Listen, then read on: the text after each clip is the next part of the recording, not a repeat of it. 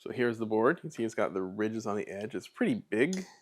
See the length of the knife, length of the prongs. This is a prime rib. So you can see how big it is. Nice and big for your large cuts.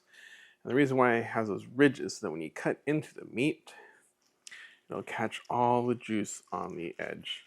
And this is really the benefit of having such a board like this, that it's going to catch all the juice from this nice medium rare prime rib and not let it spill onto your counter.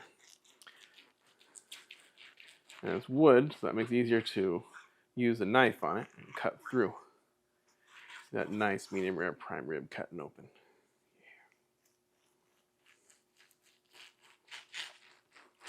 So when you get all those juices coming out, whether you're doing turkey, chicken, any kind of meat, now that we have a board that has all these ridges on the edge, you can see the juice is trapped right there. Don't have to worry about the juice spilling over onto the counter.